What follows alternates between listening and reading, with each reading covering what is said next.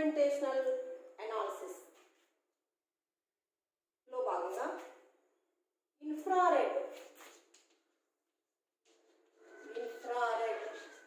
Spectra పరాన్న వర్ణపటము దీని గురించి నేర్చుకున్నాం. ఆల్రెడీ మనం ముందు క్లాసుల్లో ఈ ఇన్ఫ్రారెడ్ స్పెక్ట్రా పరాన్న వర్ణపటం గురించి కొంత నేర్చుకోవడం జరిగింది. ముఖ్యంగా ఏంటంటే ఈ పరాన్న వర్ణపటం అనేటువంటిది 4000 నుంచి 667 సెంటీమీటర్ ఇన్వర్స్ తరంగ సంఖ్య ఉన్నటువంటి ప్రాంతంలో ఉన్న వికిరణాన్ని శోషించుకున్నప్పుడు పదార్థాలు ఆ యొక్క పదార్థాల్లో రొటేషనల్ చేంజెస్ మరియు వైబ్రేషనల్ చేంజెస్ భ్రమణ మార్పులు మరియు కంపన మార్పులు అనేటువంటివి కలుగుతాయి. అలాగే ఈ కంపన మార్పుల్లో ముఖ్యంగా ఏంటంటే స్ట్రెచ్చింగ్ వైబ్రేషన్స్, బెండింగ్ వైబ్రేషన్స్ అని చెప్పి 2 రకాలుగా ఉంటాయి. వాటి యొక్క ఆ మార్పుల వల్ల ఈ స్ట్రెచ్చింగ్ మరియు బెండింగ్ వైబ్రేషన్స్ వల్ల అంటే ఈ 4000 నుంచి 667 సెంటీమీటర్ ఇన్వర్స్లో 4000 నుంచి సుమారు 1400-1500 వరకు కూడా సెంటీమీటర్ ఇన్వర్స్ తరంగ సంఖ్య ఉన్నటువంటి ప్రాంతాన్ని వికిరణాన్ని పదార్థాలు సూచించుకున్నప్పుడు ఈ సాగే కంపనాలు అంటే స్ట్రెచ్చింగ్ వైబ్రేషన్స్ కలుగుతాయి. పదార్థాల్లో 1400 నుంచి 667 సెంటీమీటర్స్ ఇన్వర్స్ ఉన్నప్పుడు పదార్థాల్లో బెండింగ్ వైబ్రేషన్స్ అనేటువంటివి కలుగుతాయి అని చెప్పేసి మనం ఆల్రెడీ నేర్చుకున్నాం.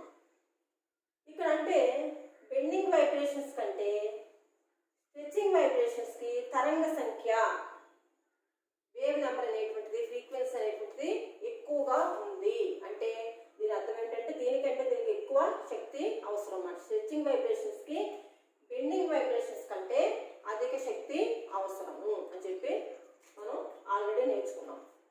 ఒక చిన్న ఉదాహరణ ద్వారా మనం దీని గురించి ఒకసారి స్పష్టంగా చూద్దాం. ఫార్మాల్డిహైడ్ అనేటువంటి అణువు తీసుకుందాం మనం. ఫార్మాల్డిహైడ్ HCHO సికి ఓకి మధ్య డబుల్ బాండ్.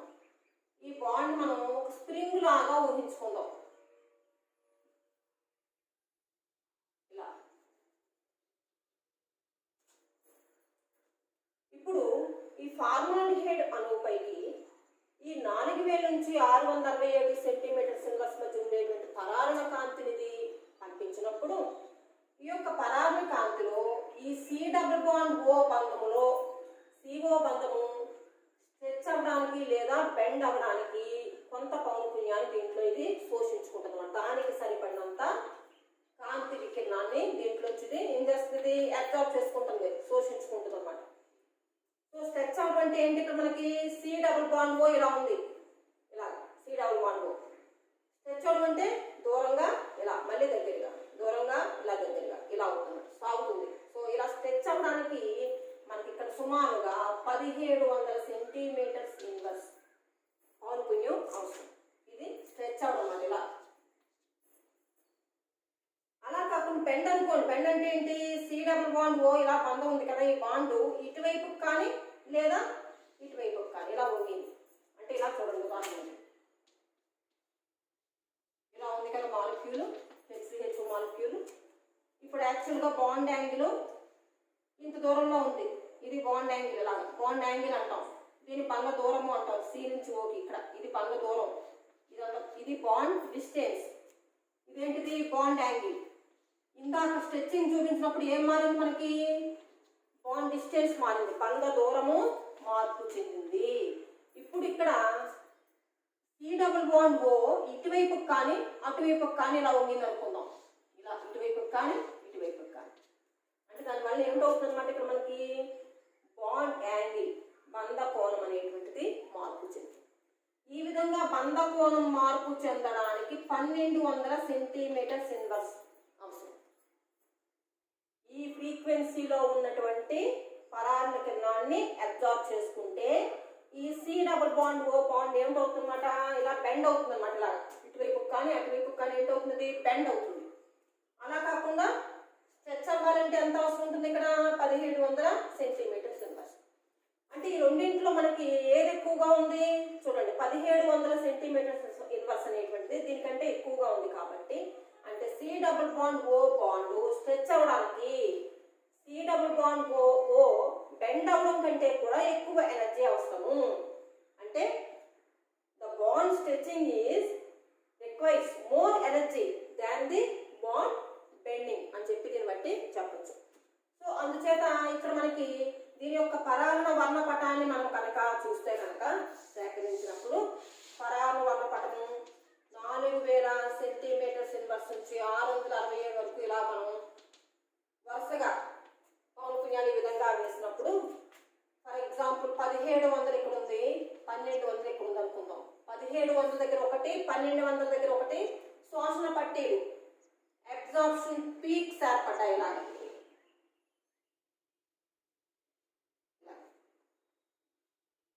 ఈ విధంగా. సో దీని యొక్క పరారుణ వర్ణపటాన్ని సేకరించినప్పుడు ముఖ్యంగా దీనికి అంటే ఫార్మాల్డిహైడ్ మాలిక్యూల్లో ఉన్నటువంటి ఫంక్షనల్ గ్రూప్ ప్రమేయ సమూహం ఏంటి ఇక్కడ ముఖ్యంగానే C double bond O aldehyde group లో మనకి అంటే ఈ సిహెచ్ఓ ముఖ్యమైనది. ఇందులో ముఖ్యంగా ఏంటి ఇక్కడ సి డబుల్ బాండ్ ఓ ఉనికి వల్ల దీనికి 2 పీక్స్ ఏర్పడుతున్నాయి అనమాట. ఏమేమి పీక్స్ వస్తున్నాయి? 1700 సిఎం ఇన్వర్స్ వద్ద ఒక పీక్ ఏర్పడుతుంది, 1200 సిఎం ఇన్వర్స్ వద్ద ఒక పీక్ ఏర్పడుతుంది. అంటే ఇదేమో వచ్చేసి మనకి ఇక్కడ ఏంటంటే ఫింగర్ ప్రింట్ రీజియన్ అంటాం. 1400 నుంచి 667 మధ్య ఉండేదంతా కూడా ఏంటి వేలి ముద్రల ప్రాంతము ఫింగర్ ప్రింట్ రీజియన్ అంటాం. ఈ 4000 నుంచి 1400 దాకా ఉండేదంతా కూడా ఏంటంటే ఫంక్షన్ గ్రూప్ రీజియన్ అంటే ప్రమేయ సమూహ ప్రాంతము అని చెప్పేసి అంటాం అన్నమాట. సో అందుచేత ముఖ్యంగా ఇక్కడ వచ్చేటువంటి పీక్ లో ఈ ఫార్మాల్డిహైడ్ పీక్ లో ముఖ్యమైనటువంటి పీక్ ఏంటంటే శోషణ పట్టి ఏంటంటే ఈ వచ్చేటువంటి ఈ 1700 సిఎం ఇన్వర్స్ మధ్య ఉండేటువంటి ఈ పీక్. సో ఇది దీనికి క్యారెక్టరిస్టిక్ పీక్ అంటే అభిలాక్షణికమైనటువంటి పట్టి అంటాం దీన్ని క్యారెక్టరిస్టిక్ పీక్. అలా ప్రతి పదార్థానికి కూడా దానిలో ఉండేటువంటి బంధాల యొక్క స్వభావం, ఆ బంధం యొక్క దూరం, వీటన్నిటిని బట్టి అది ఏ ఏ ప్రాంతాల్లో ఈ పౌనఃపున్యాన్ని అబ్జార్బ్ చేసుకుంటుంది అనేటువంటిది ఆధారపడి ఉంటుంది. అంటే పరారుణ వర్ణపటం ఏంటంటే ముఖ్యంగా ఫంక్షన్ గ్రూప్ ప్రమేయ సమూహాల యొక్క ఉనికి ఐడెంటిఫికేషన్ ఆఫ్ ఫంక్షన్ గ్రూప్స్ తెలుస్తుంది. అలాగే బంధ దూరము, బాండ్ డిస్టెన్స్ వీటన్నిటి బట్టి అంటే ముఖ్యంగా బంధ ధ్రువాత్మకత వీటన్నిటిపై కూడా ఆధారపడి ఉంటుంది అనేటువంటిది చెప్పచ్చు. బంధ ధ్రువాత్మకత ఎంత ఎక్కువగా ఉంటే అది శోషించేటువంటి శోషణ పౌనఃపున్య విలువ కూడా అంత ఎక్కువగా ఉంటుంది అనేటువంటిది దీన్ని బట్టి తెలుస్తుంది అన్నమాట. సో ఈ విధంగా అంటే ఒక్కొక్క కాంపౌండ్ లో ఉండేటువంటి ఆ యొక్క బంధాలు మరియు వాటిని బట్టి మనకి ఈ పట్టీల యొక్క పౌనఃపున్య విలువలు అనేటువంటివి ఉంటాయి. కొన్ని ఉదాహరణలు చూద్దాం ఈసారి మనము ఏంటంటే కొన్ని బంధాల యొక్క పౌనఃపున్య విలువలు ఏ విధంగా ఉంటాయి అనేటువంటిది చూస్తే కనుక ఆల్కహాల్ ఓహెచ్ గ్రూప్ ఉన్నప్పుడు ఇది ఫ్రీగా అంటే స్వేచ్ఛగా ఉంది, హైడ్రోజన్ పదం ఏమీ లేకుండా ఉంటే సుమారుగా 3550 నుంచి సుమారు 3700 సిఎం ఇన్వర్స్ వరకు కూడా దీని యొక్క శోషణ పట్టి ఉంటుంది. అదే ఆల్కహాల్లో ఓహెచ్ హైడ్రోజన్ బాండ్ ఉందనుకోండి, ఆటోమేటిక్గా దీని యొక్క శోషణ పౌనఃపున్యము 3200 నుంచి 3500 వరకు కూడా 32, 34, 35 సిఎం ఇన్వర్స్ వరకు కూడా ఉంటుంది. చూడండి ఇక్కడ దేనికైనా సరే అంటే ఇక్కడ అయ్యా శోషణ పట్టీల్లో దేనికైనా సరే తరంగ సంఖ్యల విలువలో తెలియజేస్తాం కాబట్టి దీని యొక్క యూనిట్స్ అన్నిటికీ కూడా సెంటీమీటర్ ఇన్వర్స్ అని మనం చెప్పుకోవచ్చు. అలాగే ప్రైమరీ ఎమిన్స్ తీసుకుందాం. ఎమిన్స్ అంటే తెలుసు కదా, NH2 కానీ RNH2, R2NH ఈ విధంగా. ఈ ప్రైమరీ ఎమిన్లో NH గ్రూప్ ఉందనుకోండి, N bond H 3500 centimetre inverse వద్ద శోషణ పట్టి ఈ యొక్క అబ్జార్ప్షన్ పీక్ ఏర్పడుతుంది. సెకండరీ ఎమిన్ తీసుకున్నాం R2NH, అందులో ఉన్నటువంటి NH బాండ్ వచ్చేసి 3310 నుంచి 3350 సెంటీమీటర్స్ ఇన్వర్స్ మధ్య ఉంటుంది. అలాగే OH కూడా కార్బాక్సిల్ గ్రూప్ లో ఉండేటువంటి OH తీసుకున్నాం అనుకోండి, C double bond O single bond OH ఇలా ఉంటుంది. ఇందులో ఉన్నటువంటి OH అనమాట. దీనికి వచ్చేసి 2500 నుంచి 3300 CM ఇన్వర్స్ వరకు కూడా దీని యొక్క శోషణ పట్టి ఏర్పడవచ్చు. అలాగే CH బంధాలు అంటే ఉదాహరణకి CH4 ఉంది మీథేన్. దాంట్లో ఏ బంధాలు మనకి CH బంధాలు ఉన్నాయి, Cతో 4 హైడ్రోజన్స్. అలా అది ఆల్కైన్స్ లో ఉన్నటువంటి CH బంధాలు అనుకోండి, alkynes means C triple bond C, వాటిలో ఉందనుకోండి CH బంధం. ఉదాహరణకి 3250 నుంచి 3350 CM ఇన్వర్స్ మధ్య పట్టి ఏర్పడతాయి. ఆల్కేన్స్ లో ఉండేటువంటి CH అనుకోండి, ఆల్కేన్స్ లో ఉండేటువంటి CH అయితే కనుక 3000 నుంచి 3100 CM ఇన్వర్స్ మధ్య ఉంటుంది శోషణ పట్టి. ఆల్కేన్స్ అంటే సింగిల్ బాండ్ CH, అంటే ఉదాహరణకు CH4 C2H6 ఇలా. ఆల్కేన్స్ అంటే C double bond C ethylene for example, CH2 double bond CH2 ఆ విధంగా. సో ఆల్కేన్స్ లో 2840 నుంచి 3000 వరకు కూడా ఉండొచ్చు శోషణ పట్టి. అలాగే ఆల్డిహైడ్ లో ఉండే CH అనుకోండి, ఆల్డిహైడ్ లో ఉండే CH అయితే కనుక ఇది 2700 నుంచి 2830 CM ఇన్వర్స్ వరకు కూడా ఉంటుంది. ఇవన్నీ వివిధ సమ్మేళనాల్లో ఉండేటువంటి CH బంధాల వల్ల ఏర్పడేటువంటి శోషణ పట్టీలు, అబ్జార్ప్షన్ పీక్స్. అలాగే C triple bond N cyanides లో 2200 నుంచి 2150 సెంటీమీటర్ ఇన్వర్స్ వద్ద శోషణ పట్టీలు, శోషణ అబ్జార్ప్షన్ పీక్స్ ఏర్పడతాయి. C ట్రిపుల్ బాండ్ C అంటే ఏంటంటే C ట్రిపుల్ బాండ్ C అంటే ఆల్కైన్స్ లో ఉండేటువంటి 2100 నుంచి 2150 సెంటీమీటర్స్ ఇన్వర్స్. అంటే ట్రిపుల్ బాండ్ రెండిట్లోనే ట్రిపుల్ బాండే, కానీ C ట్రిపుల్ బాండ్ C అయితే కనుక 2100 నుంచి 2150 మధ్య శోషణ పట్టిన ఆ మధ్య ప్రాంతంలో మనకి ఈ తరంగ సంఖ్య ఉన్నటువంటి పరాన్న వికిరణాన్ని శోషించుకుని పట్టిని ఏర్పరుస్తాయి. అదే C ట్రిపుల్ బాండ్ N ఉందనుకోండి, 2200 నుంచి 2150 మధ్య ఉండేటువంటి తరంగ సంఖ్యను శోషించుకుని అక్కడ శోషణ పట్టిని ఏర్పరుస్తాయి. అలాగే C డబుల్ బాండ్ C అయితే కనుక, అంటే ఆల్కీన్స్ లో ఉండేటువంటి C డబుల్ బాండ్ C 1670 నుంచి 1680. ఇదే మళ్ళీ ఆరోమేటిక్ అనుకోండి 1650 వరకు ఉంటుంది, ఆరోమేటిక్ లో ఉండేటువంటి వాటికైతే కనుక. సో ఈ విధంగా అంటే అలాగే C డబుల్ బాండ్ O తీసుకుంటే కనుక ఇది కార్బాక్సిలిక్ యాసిడ్స్ లో అయితే 1750 సెంటీమీటర్ ఇన్వర్స్ వరకు ఉంటుంది.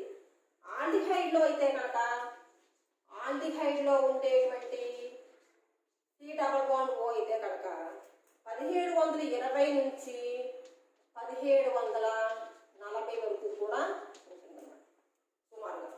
కీటోన్స్ లో ఉండే C డబుల్ బాండ్ O అయితే 1705 నుంచి 1720 CM ఇన్వర్స్ వరకు ఉంటుంది. సో ఇవన్నీ కూడా ఏంటంటే వివిధ సమ్మేళనాల్లో ఉండేటువంటి ఈ ఫంక్షన్ గ్రూప్స్ బట్టి మనకి ఇక్కడ శోషణ పౌనపున్యాలు ఎక్కడెక్కడ ఇవి శోషించుకుంటాయి, ఏ ఏ ప్రాంతాల్లో ఇవి ఈ యొక్క పరాన్న వికిరణాన్ని శోషించుకుని మనకి పీక్స్ ఏర్పరుస్తాయి అనేటువంటిది విలువలు మనం ముఖ్యంగా గుర్తుంచుకోవాల్సినటువంటి అవసరం ఉందన్నమాట. సో ఒక ఎగ్జాంపుల్ ఏదైనా తీసుకుని చూద్దామా. For example CH3 single bond CH3 లేదా CH2 డబుల్ బాండ్ CH2 తీసుకుందామా. ఇథిలిన్ ఇందులో ఏ బంధాలు ఉన్నాయి? C డబుల్ బాండ్ C ఉంది, అలాగే సింగిల్ బాండ్ H కూడా. C డబుల్ బాండ్ C వచ్చేసి ఆల్కీన్స్ లో మనం ఇందాక ఇక్కడ చెప్పుకున్నాం 1670 నుంచి 1680 సెంటీమీటర్స్ ఇన్వర్స్ వద్ద అది ఏం చేస్తుంది, శోషణ పౌనపుణ్యం, శోషణ పట్టిని ఏర్పరుస్తుంది. ఈ మధ్య ఉండేటువంటి పౌనపుణ్యాన్ని ఇది అబ్జర్వ్ చేసుకుని ఆ ప్రాంతంలో శోషణ పౌనపుణ్య పట్టిని ఏర్పరుస్తుంది. కాబట్టి అదొక పీక్ వస్తుంది. దీనికి ఒక పీక్ 1670 నుంచి 1680 సెంటీమీటర్ ఇన్వర్స్. అలాగే C bond H, double bond CH చూడండి, ఇక్కడ చూడండి పట్టికలో ఆల్కీన్స్ లో ఉండేటువంటి సిహెచ్ ఎంత ఉంది, 3000 నుంచి 3100 సెంటీమీటర్ ఇన్వర్స్. అంటే దీనివల్ల ఎంత అనమాట, 3000 to 3100 సెంటీమీటర్ ఇన్వర్స్. సో అంటే దీనికి మనం రేఖాచిత్రాన్ని గీసామనుకోండి, 4000 నుంచి 667 సెంటీమీటర్ ఇన్వర్స్ వరకు వివిధ ప్రాంతాల్లో మనకి ఇలా ఉన్నాయి వరుసగా. శోషణ పౌనపుణ్యం ఇలా తగ్గే క్రమం అన్నమాట. 4000 నుంచి 667 దాకా. ఎక్కడెక్కడ వస్తుంది, 3000, 3100 ఒకటి, 1670, 1680 ఒక పీక్. సో అంటే ఇది 3000, 3110 అనుకుందాం ఉదాహరణ. ఇది 1600 ఇక్కడెక్కడ ఉంది. ఈ విధంగా. సో దీని యొక్క ఐఆర్ వర్ణపటం ఈ విధంగా సూచించవచ్చు. ఈ విధంగా అంటే ఈ విధమైనటువంటి ఏ బంధాల వల్ల ఏ విధమైనటువంటి శోషణ పౌనపుణ్యాన్ని ఇవి శోషించుకుంటాయి అనేటువంటి తెలుసుకుంటే మనం ఆ పదార్థం యొక్క ఐఆర్ వర్ణపటాన్ని ఈ విధంగా చిత్రించడం అనేటువంటిది జరుగుతుంది. సో ముఖ్యంగా మనం ఇక్కడ ఐఆర్ వర్ణపటం యొక్క అప్లికేషన్స్, అనువర్తనాల దగ్గరికి వచ్చేటప్పటికి అప్లికేషన్స్ ఆఫ్ ఐఆర్ స్పెక్ట్రా,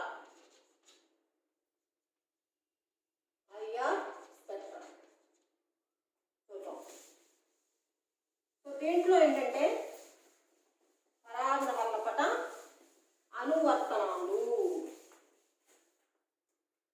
పరాన్న వర్ణపట అనువర్తనాల్లో ముఖ్యంగా మనం తెలుసుకోవాల్సింది ఏంటంటే it is used to identification of functional group.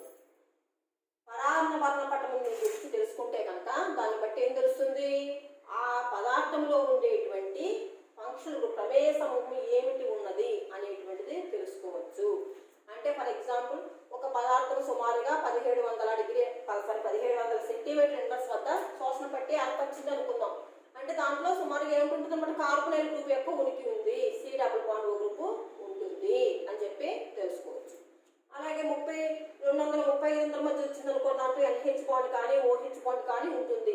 అయితే అందులో ఎన్ ఉంది అనుకోండి, కానీ ఎన్హెచ్ బాండ్, అందులో ఒక ఓ ఉంటే ఓహెచ్ బాండ్ ఉంటుంది, అది ఆల్కహాల్ అయి ఉండొచ్చు, లేదా ఎన్హెచ్ ఉంటే కనుక అది ఎమీన్ అయి ఉండొచ్చు. ఈ విధంగా ఒక ఫంక్షనల్ గ్రూప్ యొక్క ఉనికిని గురించి మనం ఇక్కడ ఐఆర్ స్పెక్ట్రానిటీలో బట్టి తెలుసుకోవడం అనేటువంటిది జరుగుతుంది అన్నమాట.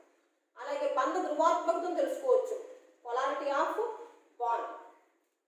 అలాగే ఇంప్యూరిటీస్, ఒక పదార్థంలో ఉండేటువంటి మలిన పదార్థాల గురించి తెలుసుకోవచ్చు. అంటే ఒక పదార్థం పరిశుద్ధమైందా కాదా, అంటే ప్యూరా కాదా అనేటువంటి తెలుసుకోవచ్చు. ఎలా అంటే ఒక పదార్థంలో ఏర్పరిచేటువంటి శోషణ పట్టీలు కనుక, పీక్స్ కనుక షార్ప్గా వచ్చాయనుకోండి, ఇలాగా ఆ పదార్థంలో ఏ విధమైన మలినాలు లేవు అని అర్థం. అలా కాకుండా అంటే ఇలాగా బాగా ఎదిగి వచ్చినాయి అనుకోండి, ఇలాగా షార్ప్గా కాకుండా వస్తే కనుక పదార్థంలో మలిన పదార్థాలు ఉన్నాయి అని చెప్పేసి తెలుసుకోవచ్చు అన్నమాట. అంటే శోషణ పట్టీల యొక్క తీరుని బట్టి మనం అందులో ఆ యొక్క పదార్థంలో మలినాలు ఉన్నవా లేక అది ప్యూరా అనేటువంటిది కూడా తెలుసుకోవడం జరుగుతుంది. అలాగే ఒక పదార్థంలో సిస్ ట్రాన్స్ ఐసోమర్ల యొక్క ఉనికిని గురించి తెలుసుకోవచ్చు. అలాగే ఫ్రీ రాడికల్స్ యొక్క ఉనికిని కూడా తెలుసుకోవచ్చు. ఇలాగా మనం ఈ పరాన్న వర్ణపటాలను బట్టి ముఖ్యంగా దీన్ని ఉపయోగించి మనకి ఆ పదార్థంలో ఉండేటువంటి ప్రమేయ సమూహాల ఉనికిని మాత్రం తెలుసుకోవచ్చు అనేటువంటిది ముఖ్యమైనటువంటి అంశం అన్నమాట. Okay, thank you.